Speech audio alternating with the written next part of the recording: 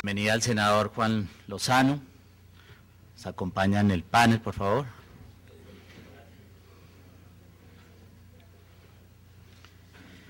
Muy bien.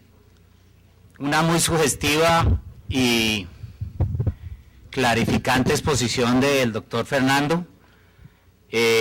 Nos plantea varios aspectos para tener en cuenta en la discusión posterior. Primero de ellos, el carácter poco técnico de una enumeración exhaustiva de algunos delitos que, no obstante, ya estando en el Estatuto de Roma y en la Ley 742, son repetidos en la Constitución de alguna manera redundantemente. Nos llama la atención sobre la importancia de tener en cuenta la dificultad que va a entrañar esta reforma a la Constitución, especialmente en materia de leyes estatutarias. Para recordar este punto es bien importante y bien sensible para la discusión. Ustedes saben que el marco jurídico para la paz, que es la última norma que crea todo este marco de la llamada justicia transicional, también debe ser desarrollado a través de una ley estatutaria que obviamente va a tener que tocar estos temas tan delicados como la seguridad jurídica para las fuerzas militares. También nos recuerda el doctor Fernando la importancia de tener en cuenta el rol de la Fiscalía. En la propuesta del acto legislativo no aparece la palabra Fiscalía por ningún lado, error técnico grave, porque ustedes saben quién en últimas define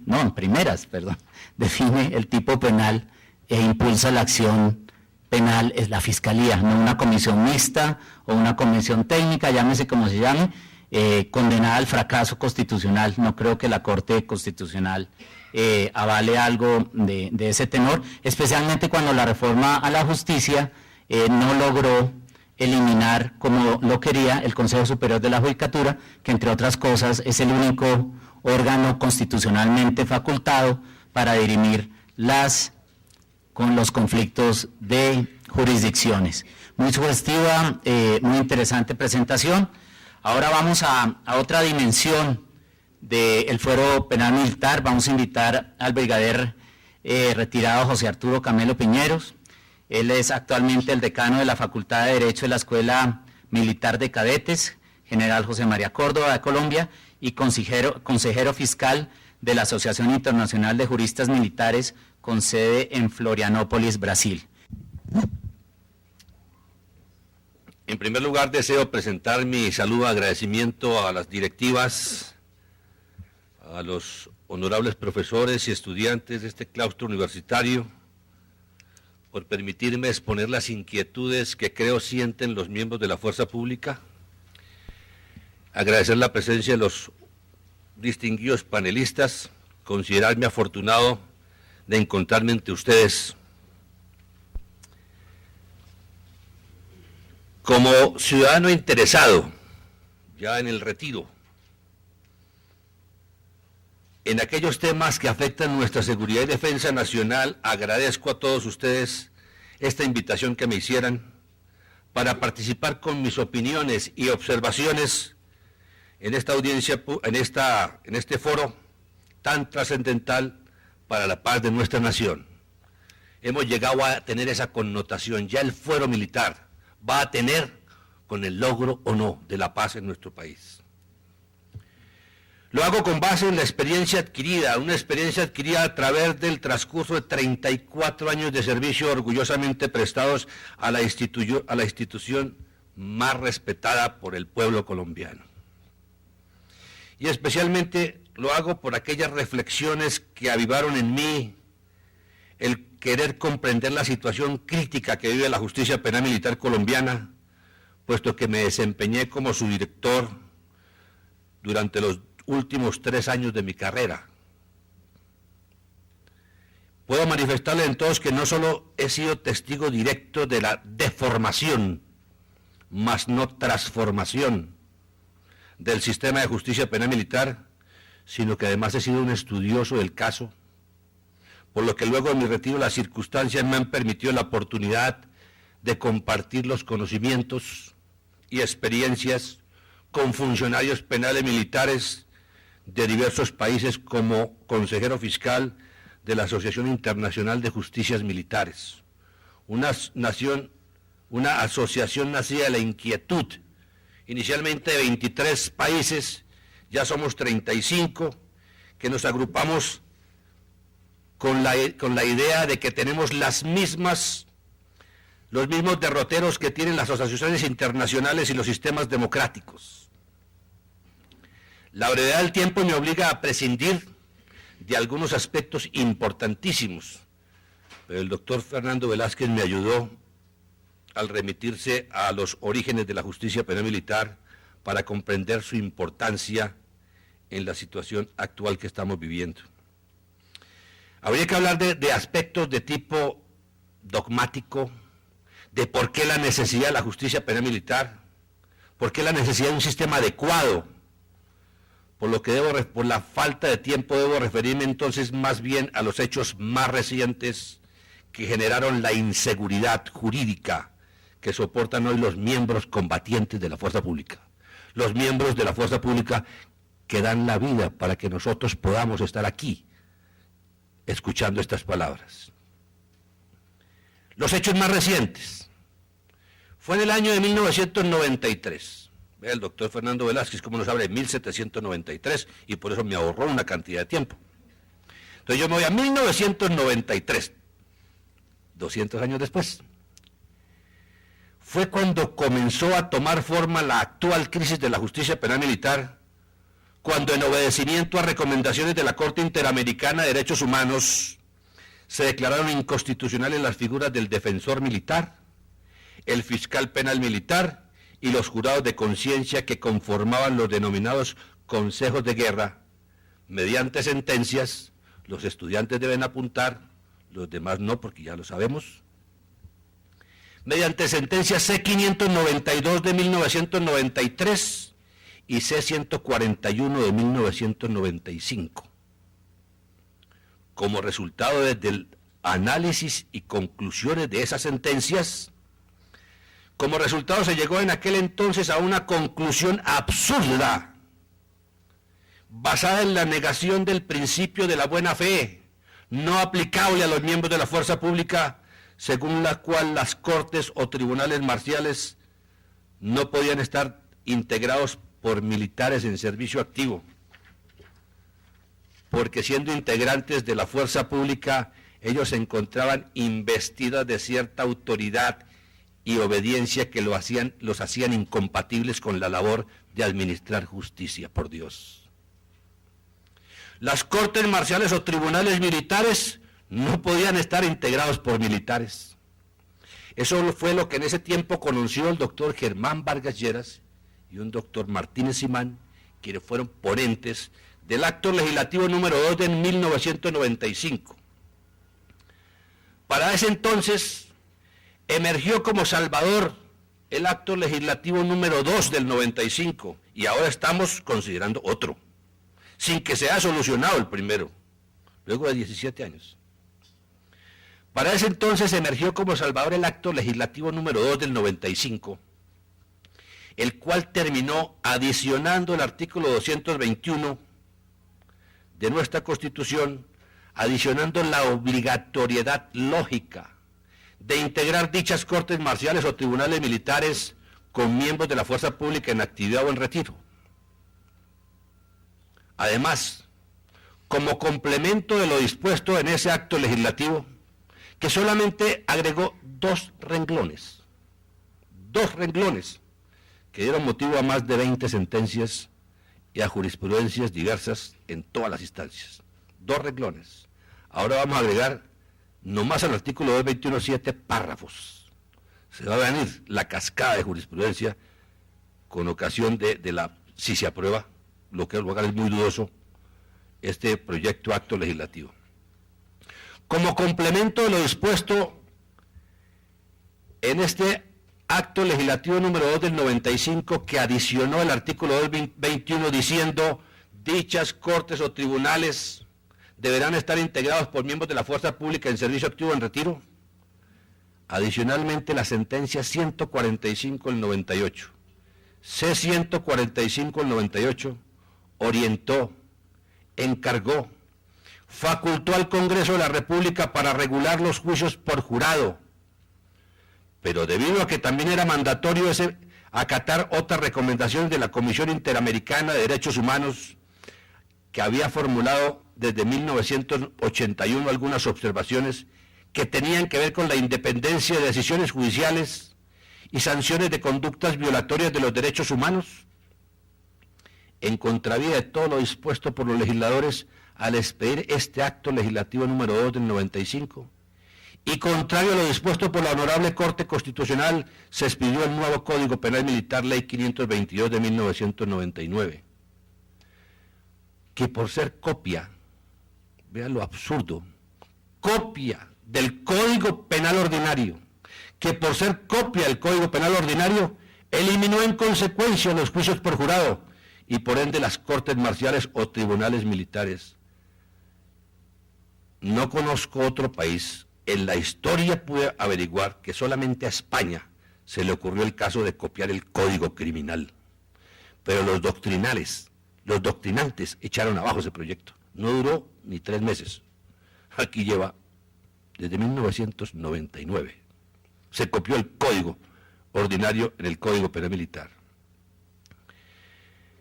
Se copió entonces el Código Ordinario y en consecuencia se eliminaron los juicios por jurado y por ende las cortes marciales o tribunales militares vigentes desde hace más de 200 años. Ya nos lo dijo el doctor Velázquez. Más de 200 años. Se borraron 200 años de historia de un plumazo. Las cortes marciales, que deberían estar integradas por vocales o jurados como elemento fundamental de un sistema de justicia militar, el juicio de los pares, aparece en el Código Penal Militar actual ahora confundido con la audiencia oral. Se dice entonces ahora que el señor juez de instancia está en la corte marcial, como si la corte marcial fuera un lugar. La situación actual nos indica entonces que lo que se quiso definir y aclarar con el acto legislativo número 2 del 95, luego de 17 años, aún no se ha cumplido. La justicia penal militar en acatamiento de superar las funciones de separar. La justicia penal militar en acatamiento de separar las funciones judiciales de las funciones de mando se encuentra desvinculada de la institución militar, a quien debe su naturaleza y razón de ser. No existen las cortes marciales, integradas por vocales o jurados, según lo dispuso la Corte Constitucional como intérprete válida de nuestra Carta Magna. Carece de credibilidad, carece de eficiencia. Los combatientes no son juzgados por sus pares. Se administra justicia con la ley anterior para aplicar el derecho procesal y se emplea el actual para el derecho sustantivo. Se asignan jueces por sorteo en la segunda instancia, sin tener en cuenta la fuerza a la cual pertenecen. Y no existen mecanismos para hacer cumplir las decisiones constitucionales, ni existen sanciones por su incumplimiento. Aquí resulta absurdo también pensar cómo se puede sancionar a una persona por violar la ley, pero no por incumplir la Constitución, siendo ella la ley de leyes. Ahora bien, estamos frente a un nuevo proyecto de acto legislativo que pretende brindar disque seguridad jurídica a nuestros combatientes y que al tenor de su exposición de motivos se encuentra pleno de buenas intenciones, pero que desafortunadamente no corresponderá a la realidad. Hagamos un ejercicio de colocarnos en las botas de un combatiente y no juzguemos la conducta de él a través de una visión propia. En primer lugar, se dispone la integración de un tribunal de garantías penales con competencia en todo el territorio nacional y para actuar frente a cualquier jurisdicción y servir como juez de garantías, controlar las acusaciones penales en contra de los miembros de la fuerza pública y dirimir conflictos de competencia.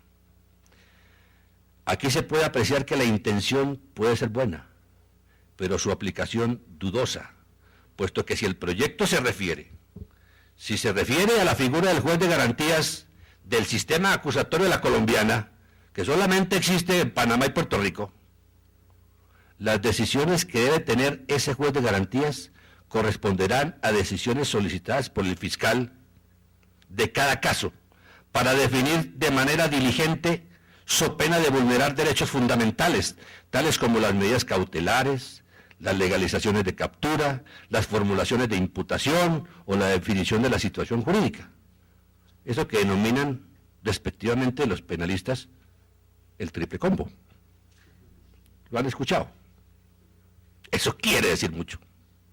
Cuando lo citan a uno a una audiencia para que le formulen cargos, le definan la situación jurídica y la captura de una vez, por Dios, eso quiere decir que algo está mal, algo está funcionando mal. Y eso es lo que estamos copiando. Eso ocasionaría entonces, en consecuencia, si a ese juez control de garantías, si ese tribunal de garantías va a cumplir esas funciones, lo que se ocasionaría en consecuencia sería una congestión que iría precisamente en contra de la seguridad jurídica que se pretende brindar. Resultaría difícil, conozcámonos como colombianos, resultaría difícil evitar las solicitudes de los defensores argumentando la necesidad de que sus casos sean definidos por el Tribunal de Garantías, ante el más mínimo asomo de circunstancias adversas o ante las posibilidades de dilatar procesos. Por otro lado, debemos entender que las disposiciones de la Corte Constitucional, con base en el correcto entendimiento del artículo 221 superior, señalan la obligación de administrar justicia mediante la integración de cortes marciales o tribunales militares, lo cual nos remite a un sistema acusatorio puro, propio de las justicias penales militares de la mayoría de países del mundo, si no todos, y que en consecuencia operan de manera diferente, sin que consideren la figura de un juez especial que avale las solicitudes de los fiscales, tal como opera en nuestro sistema penal ordinario. La integración del tribunal para el caso de la definición de conflictos de competencia se simplificaría si se incluyen los 3 o 4 magistrados con conocimientos jurídicos y militares al Consejo Superior de Judicatura, que ya no se va a acabar, parece, ¿no? Porque él mismo mantiene la función en el numeral 6 del artículo 256 constitucional. El proyecto de acto legislativo no se refiere en ningún momento a que ya el Consejo Superior de Judicatura no tendría esas funciones, seguramente porque al momento de considerarse ya estaban adivinando que ya no existía, seguramente. Acordémonos de los hechos. La reforma del 221 constitucional se refiere a múltiples objetivos. El 221, que es lo principal. En primer lugar, con el argumento de brindar seguridad jurídica a los combatientes, se elevan a rango constitucional diversos delitos para ser excluidos del conocimiento de la justicia militar, lo cual, estamos de acuerdo, no resulta comprensible. No solo porque se le daría a la norma de normas un carácter subsidiario, que bien le corresponde al Código Penal Militar, y porque la delicada función de calificar una conducta como delito de lesa humanidad con base en el mero conocimiento de los hechos y determinar la competencia ab inicio no se determina en ningún momento a quién le va a corresponder, lo cual es una de las causas que originan la inseguridad jurídica. Me explico. Para el miembro de la fuerza pública, desde su proceso de formación, es claro advertir que un delito de lesa humanidad, un genocidio, una tortura, una desaparición forzada, un delito sexual, en ningún momento corresponde ser investigado por la justicia militar. Eso no hay que decírselo a los combatientes para fortalecerlos. El problema para el combatiente es que no tiene la certeza de saber a quién corresponderá darle esa connotación de delito de lesa humanidad cuando se refiere a hechos sucedidos en desarrollo de operaciones militares, porque la experiencia vivida por ellos en los últimos años le está indicando que al lugar de los hechos está acudiendo un conjunto de personas que no están en capacidad de analizar las circunstancias que se experimentan en una situación de combate. Cabe notar aquí que este asunto tan importante se encontraba definido en el artículo 2 de la Ley 522 del 99. Ella decía: de conformidad con las pruebas allegadas, la autoridad judicial que conoce el proceso determinará la competencia de acuerdo con las disposiciones constitucionales, legales y reglamentarias que regulan la actividad de la fuerza pública. Perfectamente claro. Inexplicablemente no aparece después en la Ley 1407 del 2010, a pesar de que fue declarado exequible por la Corte Constitucional mediante sentencia C-361 del 2001. En segundo lugar, en relación con el 221, se le pretende agregar a manera de memorando a los jueces, es como un memorando a los jueces, tener en cuenta las normas del DIH cuando se trate de investigar a miembros de la fuerza pública por conductas relacionadas con el conflicto armado, lo que aparece innecesario, puesto que ya las existentes normas constitucionales obligan a tener en cuenta los tratados y convenios ratificados por el Congreso, dentro de los cuales se encuentran los de derechos humanos, el DIH y el Estatuto de la Corte Penal Internacional. Así entonces parece incoherente remitir a una norma estatutaria normas que ya se encuentran reguladas en el derecho internacional por la misma disposición de la Constitución Política, formando parte importante de lo que denominamos el bloque de constitucionalidad. En tercer lugar, aparece la conformación de una comisión adicional de carácter técnico, integrada por cuerpos técnicos judiciales pertenecientes a una de las jurisdicciones penal y la otra penal militar, para definir competencias en caso de duda, lo que viene a sumar entonces, como lo decía el doctor Velázquez, lo que viene a sumar la controversia, o viene a auxiliar al Tribunal de Garantías. Entonces ya ve, Tribunal de Garantías, Comisión Técnica Especial y Consejo Superior de Judicatura. Entonces vamos a tener 3 organismos peleando la colisión de competencias. No aparece claro, frente al 221, el cual dispone la conformación de tribunales y cortes marciales por miembros de la fuerza pública, no aparece clara la intención de conformar la justicia militar como una organización independiente del mando institucional. Nuevamente se cae en el error de que pretendiendo separar funciones se separen instituciones. Caso distinto, necesario y aplicable en los sistemas penales militares de otros países es definir procedimientos y tipificar conductas punibles que contribuyan a prevenir y sancionar actos de intromisión en la administración de justicia. Por último, la necesidad de creación de un fondo destinado específicamente para financiar el sistema de defensa técnica especializada de los miembros de la fuerza pública aparece incontrovertible la creación de un fondo, aunque la creación de un fondo no suena como que fuera de una constitución, pero suena incontrovertible ante lo evidente y vergonzante realidad. Nos debe avergonzar a los colombianos presenciar cómo los hombres sujetos a investigación penal por hechos sucedidos durante sus funciones constitucionales deben sufragar los gastos de la Defensoría Militar de su bolsillo. Traer alguna sugerencia podría colocar en primer lugar, considerar la posibilidad de integrar al Consejo Superior de la Judicatura, integrarle al Consejo Superior de Judicatura a los 3 o 4 magistrados con conocimiento militar y evitar la burocracia que se pretende hacer. En segundo lugar, rescatar el artículo 2 de la Ley 522 del 99 que dejaba en cabeza de un funcionario judicial militar esa responsabilidad de conocer el proceso de acuerdo con las pruebas allegadas. En tercer lugar, excluir del proyecto de acto legislativo la definición de los tipos penales que no son de conocimiento de la jurisdicción militar.